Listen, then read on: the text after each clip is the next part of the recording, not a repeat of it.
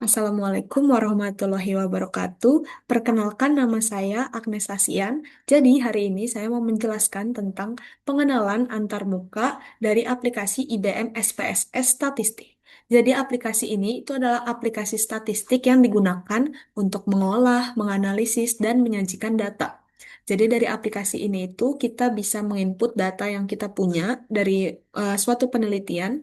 Kemudian dari data-data itu kita bisa membuat grafik secara otomatis, kemudian menghitung statistik deskriptif, melakukan uji korelasi, regresi, validitas, reliabilitas, dan berbagai analisis statistik lainnya.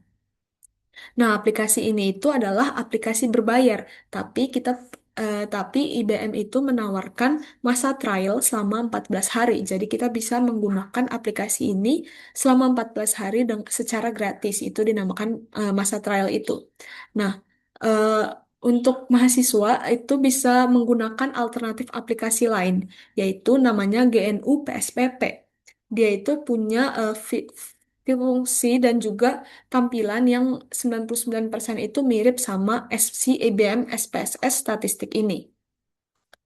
Tapi untuk hari ini saya mau menjelaskan tentang IBM SPSS ini. Nah, download IBM SPSS ini itu bisa melalui websitenya IBM. Jadi eh, kita tinggal buka aja di Chrome, tinggal kita ketik aja di sini IBM SPSS, kemudian kita pencet yang website ini nih, yang paling atas.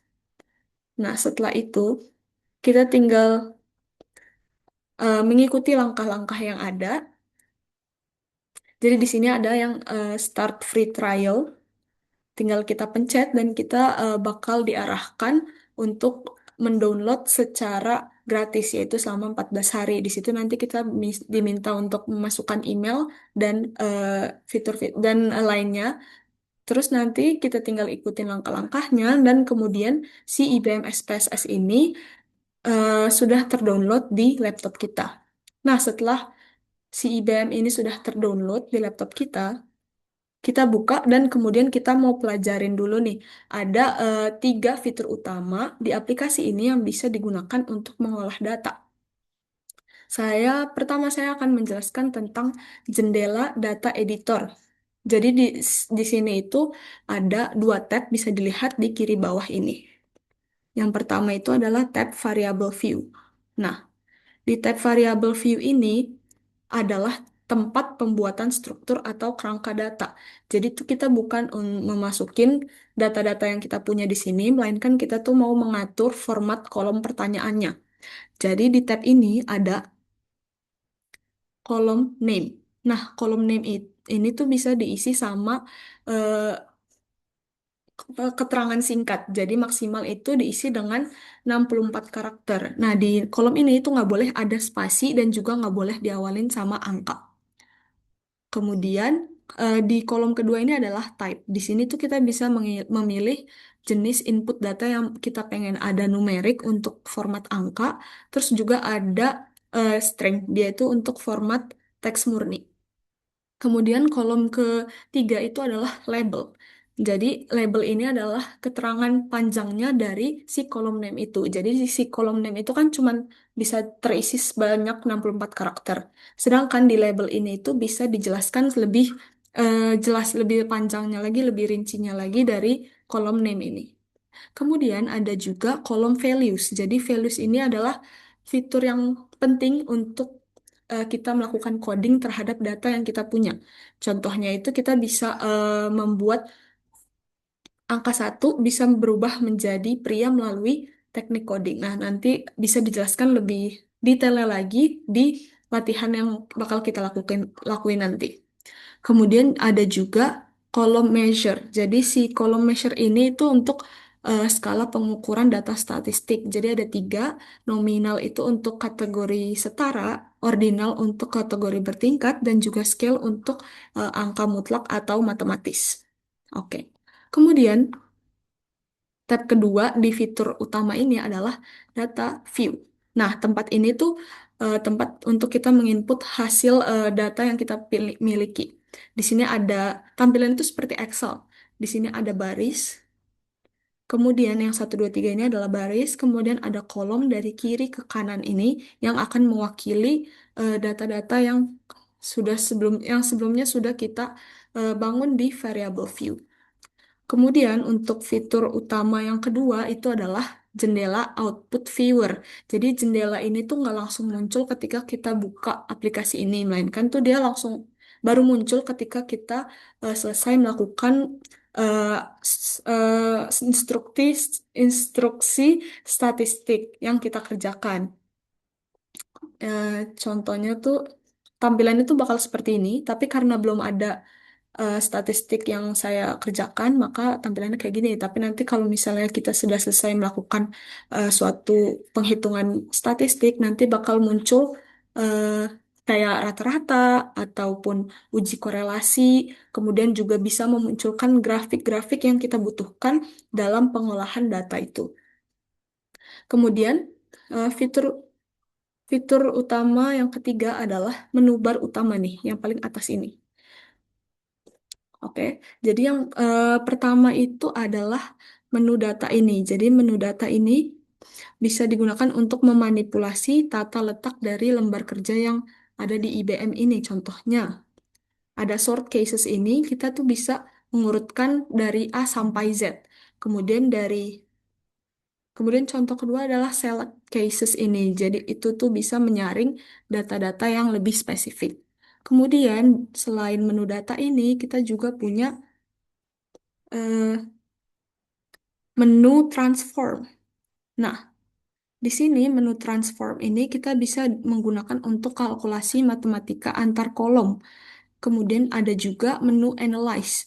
Nah, menu analyze ini tuh menu yang paling penting di IBM ini karena seluruh alat pengujian statistik itu ada di sini kayak deskriptif statistik, untuk uji regresi, uji korelasi, non-parametric test, dan lain-lain itu semuanya ada di sini. Jadi itu penting banget.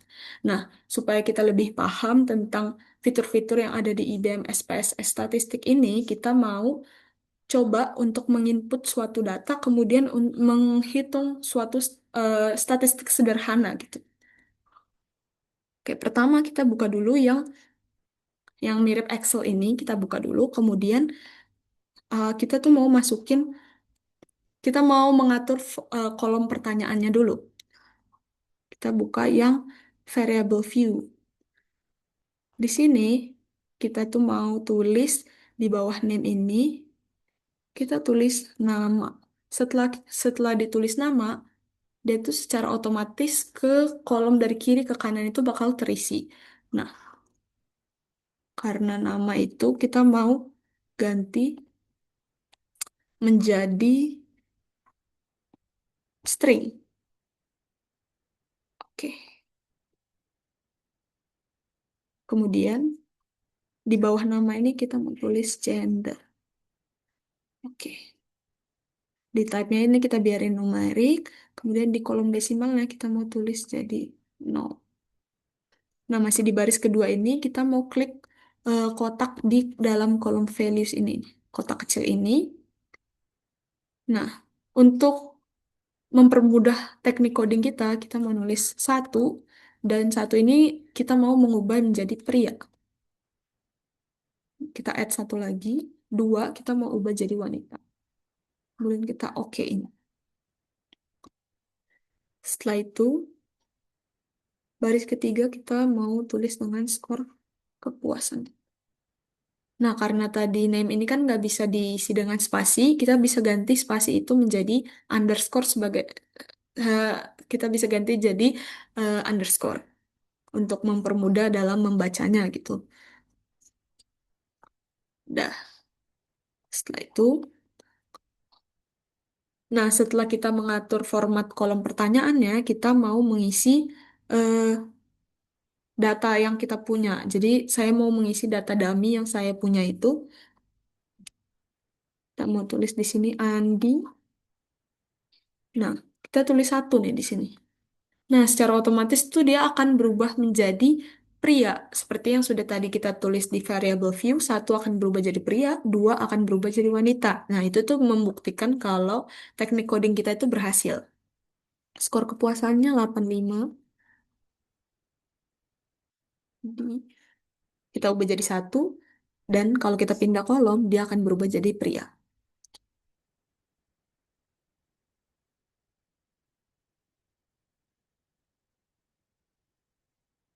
Nah, ini juga setelah kita tulis dua, dia akan berubah jadi wanita. Nah, setelah kita selesai menginput data yang kita punya, kita mau melakukan analisis deskriptif sederhananya. Nah, kita pencet yang menu Analyze di atas ini. Kemudian kita bakal pilih yang deskriptif statistik, eh, pencet yang deskriptif. Nah, jadi skor kepuasan ini tuh kita mau ubah ke yang dari kiri kita mau ubah ke kanan, tinggal pencet yang tanda panah ini, terus kita oke kan. Nah, secara otomatis jendela output tadi itu terbuka karena kita sudah melakukan suatu analisis statistik sederhana. Di sini kita bisa lihat ada N atau jumlah datanya, kemudian ada nilai minimum dan maksimum dari skor kepuasan itu, dan juga ada rata-rata atau mean dari ketiga data yang kita punya itu. Kemudian untuk meng- save menyimpan data yang kita miliki itu, kita bisa, ini outputnya kita minimize dulu, tinggal kita pencet yang save as, kita bisa ubah jadi coba data satu. Nah, pastiin kita tuh ingat di mana folder di mana kita menyimpannya. Ini tinggal nanti di save. Dan nanti itu secara otomatis sudah tersimpan di laptop kita. Nah, sekian penjelasan saya tentang IBM SPSS statistik ini. Sebenarnya IBM ini tuh sangat berguna untuk pengolahan data yang kita punya karena kita tuh bisa menghitung kayak rata-rata ataupun membuat grafik itu nggak usah manual, melainkan kita tinggal masukin aja melalui fitur-fitur yang sudah disediakan di sini. Jadi bisa kita pelajari lebih lanjut untuk mempermudah pengolahan data-data yang kita miliki. Sekian penjelasan saya. Mohon maaf apabila ada kesalahan kata. Wassalamualaikum warahmatullahi wabarakatuh.